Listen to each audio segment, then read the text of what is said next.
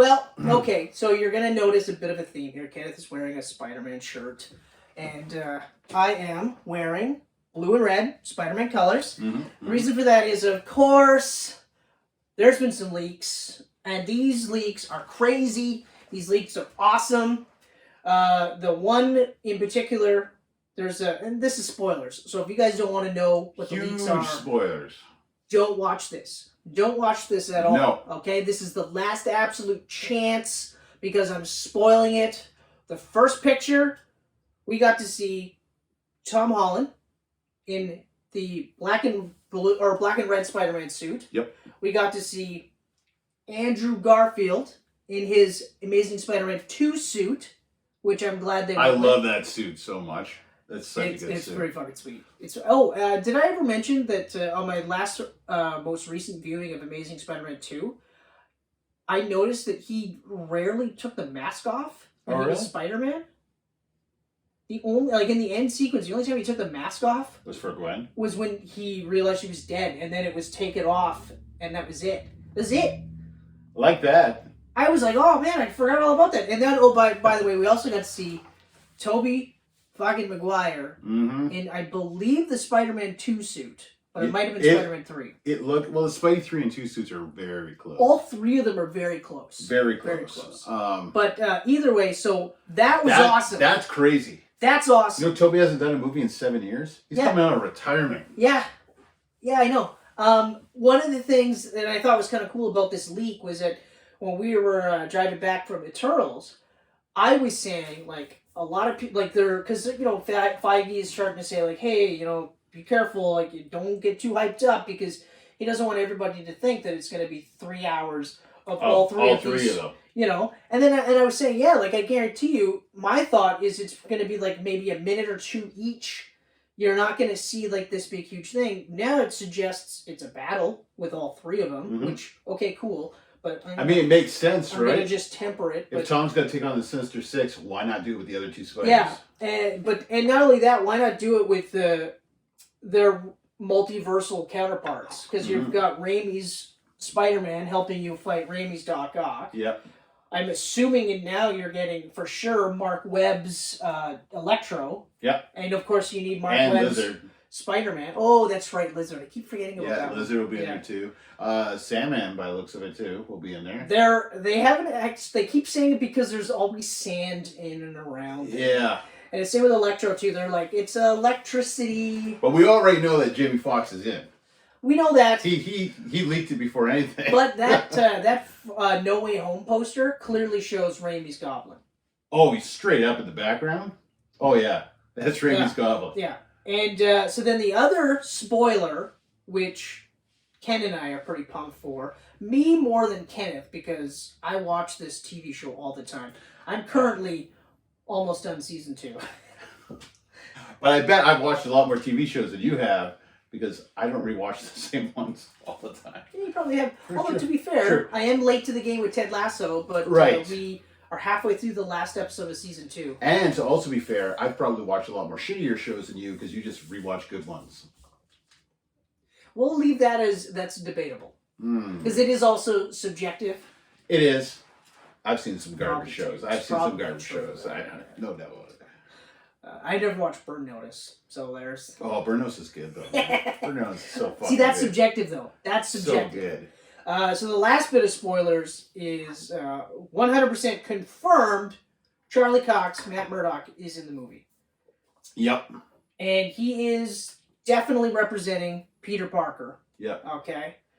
So that lends credence to the scene where they have Peter Parker talking with Matt Murdock, and he goes like, "Are you a good lawyer or whatever?" And Matt Murdock catches a ball without looking and says, "I'm a damn good lawyer." So that's it. That's it. Like in honor of these spoilers, and also this is kind of a web design. This waffle. It is. Yeah, it's very one of my favorite Raimi-like. shirts where I'm like, it's all actually. I find it's probably closer to Homecoming. Because when it's not overlapped, you can actually see there's... The waffling? Yeah, but anyway, regardless... The waffling. We're huge dorks about this, but at 10 minutes shy of 3 hours... Oh. I just... to have now it's like, okay, there's no way Kingpin's not in Hawkeye. That's what you say. Like, it opens up all this stuff now. It's like, okay, because there was rumors going around. Vincent D'Onofrio was seen on the set of Hawkeye. Right. He's going to be in it now. There's no way he pretty isn't much guaranteed. In it now. And now, there's also rumors about Charlie Cox or Matt Murdock being, and possibly Daredevil as well being in the She-Hulk show. Although the reason why I never believed that was because they also talked about the rumors being in the yellow and red suit. Interesting. Well, he did Here's say... the thing. No yellow and red suit, ever. Charlie Cox did say, be careful what you wish for. So, I could believe the yellow and red. No. But... right off the bat, like I was saying when She-Hulk was announced that Matt Murdock's got to appear in it. I mean, she's a lawyer. It only makes sense to cross at least in one episode. Right, exactly. And this is a great way to start easing some of those MCU Netflix characters into the MCU. Mm-hmm. And then the last bit of news on this is that the reports are, don't expect Matt Murdock and Daredevil to be exactly like the Netflix version. Mm-hmm. So it's not going to be this really gritty, dark, and borderline depressing view of being Daredevil. It's probably going to be closer to Mark Waid's run, which thematically fits because that happened after Shadowland. Yep. So that's like at the lowest point for Matt Murdock, and he decides he's going to do things differently. He's going to have a little bit more optimistic outlook on life.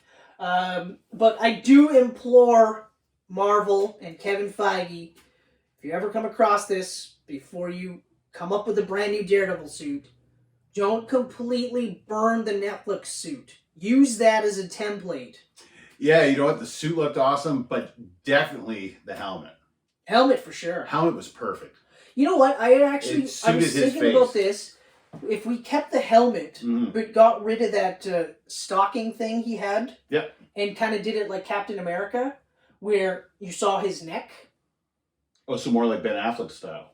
A little bit more like Ben Affleck style. His was right open. That's right. Yeah. But I would also like have the higher collar. Okay. Like the Captain America suit. Like essentially, basically the Netflix suit, but without that stocking. Mm-hmm. But at the same time, and the only reason why I say that is because when the mask isn't on and the stocking is, it looks ridiculous. Yeah. You know, it's that snowmobile face mask. Yeah. Where you're just like, nobody looks cool wearing that. And please put big DDs on his chest. Tits?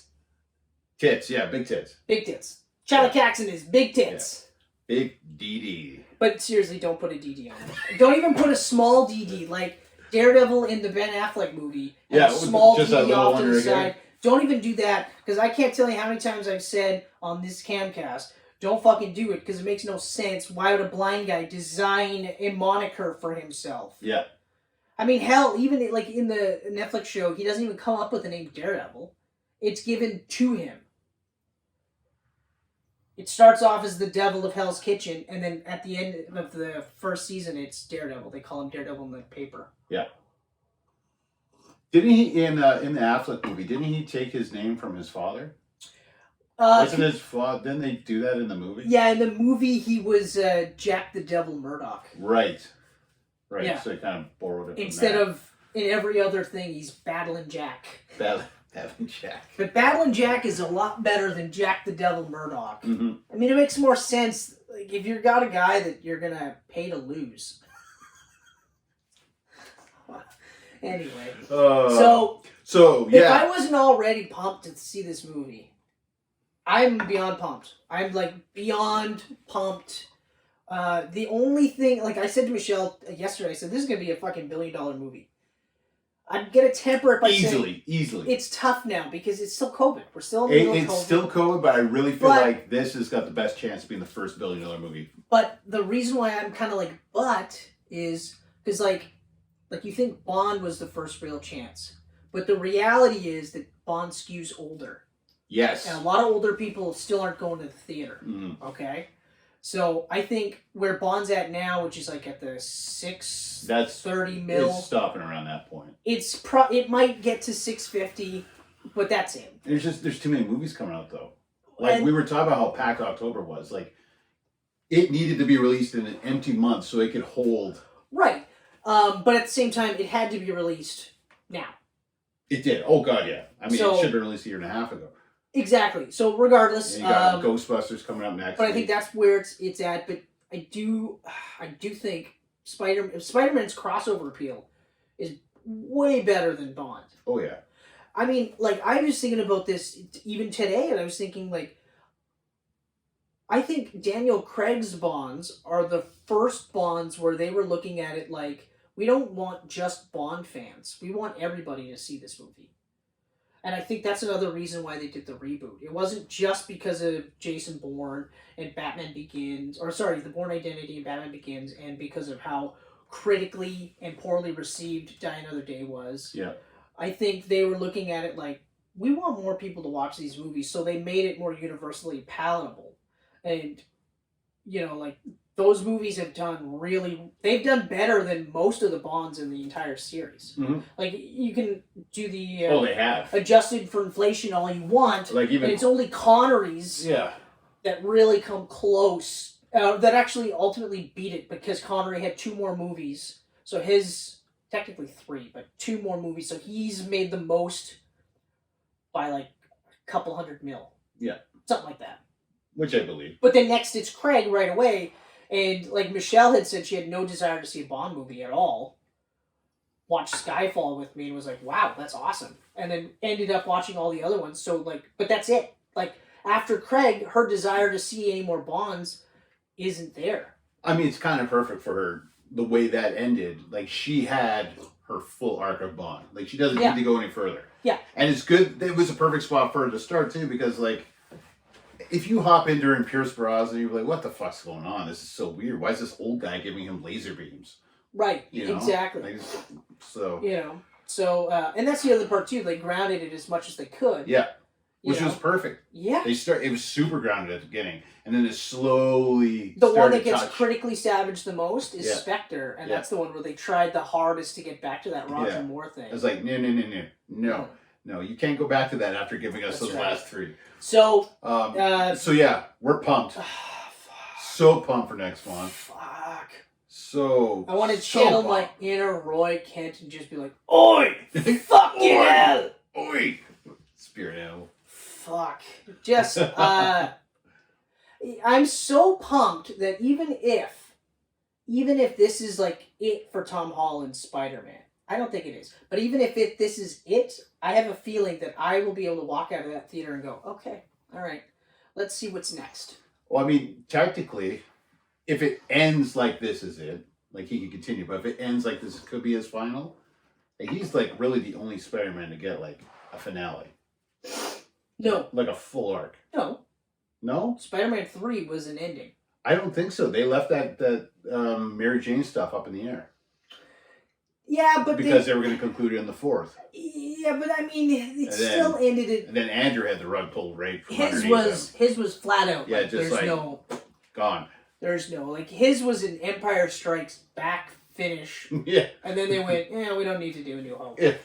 Like, I don't understand this. So yes, his is the worst. Raimi's in the Mary Jane Peter Parker sense. Yeah. Yeah, they kind of leave it open, but I mean. But they tied up the goblin. Hold on. If I remember correctly, don't they end with him holding his hand out to her and she takes it? No, it ends with them still separated. Oh, they share a look though. They share a look. They share a look. Yeah, but you can extrapolate. You can actually sit and go, okay, they got back together and he continued fighting crime until whatever. Yeah. We'll find out It's basically the ending that Daredevil Season 3 gave us. Where it's like, that could be an ending, but I can also see more to it. Yeah, exactly. Yeah. And, and real quick for that Daredevil stuff that I was saying, how with the Mark Waid stuff, the way they end Season 3 is actually a pretty good way to pick up with the Mark Waid stuff. Oh, it really is. Just so we're clear, guys, for all you like, Daredevil's got to be a depressing character, there's a lot of, it's some heavy shit in Mark Waid's run, and it's not all just like roses and everything. It's one of the best Daredevil runs I've ever read. And I think people think it's happy too because of the artwork, right? Of course. Well, it's so bright and vibrant compared to like Malieve. You've got what is it, Pablo Rivera? Yeah, and then Marco Martin. Did Marco Martin do some work on it too? I think so too. Yes. Yeah.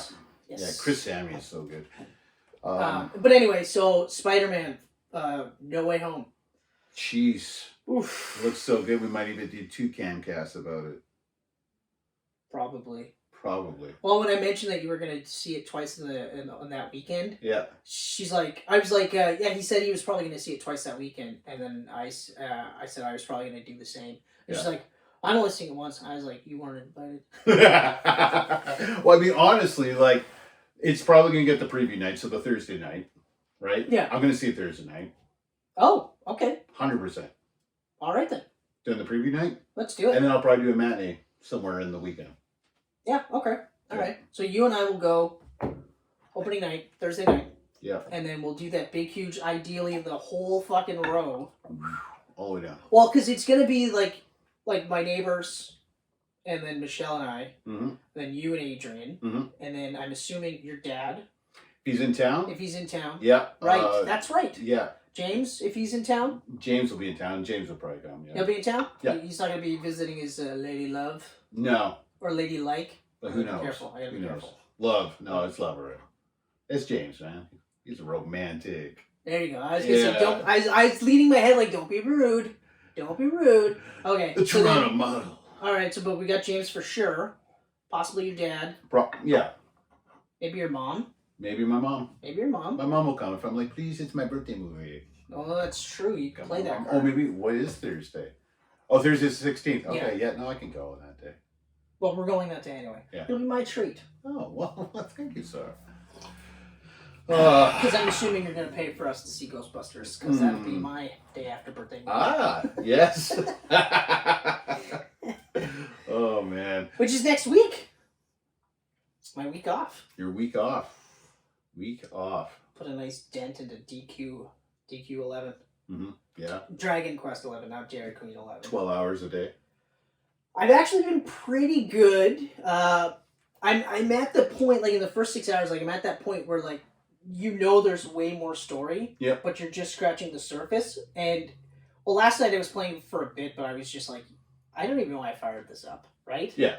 Yeah. So I was just like, I zipped right through. I got to a spot. I did a couple of quick things, and I'm like, I'm just gonna leave this, and then when I get back to it, I'll get back to it. But yeah, like I'm already, like I said, comparing it to Persona 5, and I'm comparing it to Ni no Kuni. Not Ni no Kuni 2. Not at all. No. Ni no Kuni. Ni no Kuni. The one that's Studio Ghibli. Ghibli or Ghibli? I would say Ghibli. I say Ghibli. I'm thinking the H is silent. Until I hear otherwise. Yeah. And like enough people go, it's Ghibli. Ghibli. But Ghibli sounds weird. Ghibli really sounds weird. Really sounds weird. You know, like, what was it? Turkey or chicken and giblets? Yeah. And then some people say giblets, and I remember the first time I heard giblets, I was like, that doesn't sound right at all. That sounds weird. It sounds like I shouldn't be eating it, is what it sounds giblets. like. Yeah. So I covered Spider-Man, I covered Daredevil, I covered Spider-Men, sorry. I covered some random thoughts about James Bond and the franchises. Yeah, a little bit of video game chatting. A little bit of game chatting. I think that about does it for me. Do you got anything else you want to go off your chest? Let's just quickly touch upon something comic book related. How about these paper shortages? Have you read about this? No. Have you read that Marvel and DC are pushing back their comics months in 2022 because there's no paper to print comic books? Even, like, they won't release them digitally? Nope. Wow. Nope. All in one or none. They're going to have some exclusive digital comics that they're still going to release. Oh. Right? Okay. So... I went from being like, that's very impressive. But it's very interesting. And Image Comics has said that going forward, because of paper shortages, no more second or third or fourth printings. Oh. A single printing, done. So if you want a comic from Image, you better buy it right off the bat. Well, we'll see what happens. Yeah. I thought it was very interesting though. We're in weird times. It is like weird. Paper shortages now? Yeah. Damn, get your toilet paper. Don't say that. Get your Don't TP. say that. Get it. The beginning of COVID was insane. Or get some first print comic books. I remember just thinking like, what the fuck is happening? And you see all these jerk-offs like loaded up with and there wasn't water, even a shortage. Paper towels. Oh no, there was a shortage. They created the shortage. They created the shortage. Yeah. But I mean, like, everyone was like doomsday planning. Take all the toilet paper and then sell it on eBay. And little did we know, all you had to do was wait for the vaccine to get made and take it. Really? Anyway, so paper shortage, I did not hear about that. That's very interesting stuff. Very interesting. It's interesting that they're not saying like that they're not going to release digital. That's I find very interesting. Mm-hmm. I like the Yeah, idea because of the going digital on. only people were kind of pissed off about that. But I was like, but then the people that are physical only are going to get everything spoiled for them. Exactly. So I think it's fair. It's fair. Like, yeah, I'm primarily a digital reader, but I'm okay with it. Yeah. You know, by the time that happens, they'll probably have put another bullet into Dick Grayson's head, and I'll no longer want to read the book, so that's okay. They'll probably reverse Tim's bisexuality and John Kent's bisexuality, so, you know, I'll be fine with that. So, like, whatever. I won't miss out on bullshit reads. Yeah. So, you know. Yeah. They'll have all this weird shit. Yeah. Dick and Tim are the same guy along with split personalities. That's right. Yeah. One likes chicks, one likes dicks. That's right. That's right. I like how you just came up with that. I know you didn't think of this earlier. No. That was well done. It came right to me. Must be this peppermint tea. That's what that smell is. Okay. Because I was sipping mine and I'm like, what is happening? What is this odor that I'm coming across? This is my palate is weird today. Anyway, so that's it for this short. No wrestling stuff because I haven't been too thrilled with it lately. So I haven't watched any AEW, so I'm missing out on like prime match of the year quality Bryan Danielson shit all the way through. Although I did watch. Sorry. Okay, there's a bit of wrestling. I did. If you haven't seen this, I'll just say this real quick. If you haven't seen it, see the promo between Eddie Kingston and CM Punk. It is fucking I didn't watch awesome. the whole thing, but I watched a little bit. Like, Punk looked legit mad. They both looked legit mad. Like, mad. They both looked legit mad. To the point where I was like, loved it. Did we go outside acting here? Is there a little bit of honesty happening? I don't think so at all. But it was awesome. Because I've seen CM CM Punk movies. See it. I've seen CM Punk movies. His acting is He looked angry there. So is he acting? I think he could act angry if he wanted to. Yeah. Most people can. Yeah. It's when you have to act like you're happy or sad. Right, that's a little harder. That's when it gets harder because, like, if you have no emotions, like our pal, our good friend, Dennis Reynolds, who gets always Sunny in Philadelphia, who has no emotions. No emotions. No feelings. It gets harder to fake that shit. But you can get angry. The Golden God gets angry. Yeah, absolutely. Especially when nobody wants to, when they call his Range Rover a starter car. Oh man, I gotta hit Disney Plus. I need the rest of those seasons so bad. It's one of the funniest parts. A starter car? A starter car? This is a finisher car. My range is untethered and it knows no bounds. And then he's just like, okay. That's the one where fucking Frank wrecks the other group's bar. Just fucking wrecks their life. And Charlie and Dee bang. And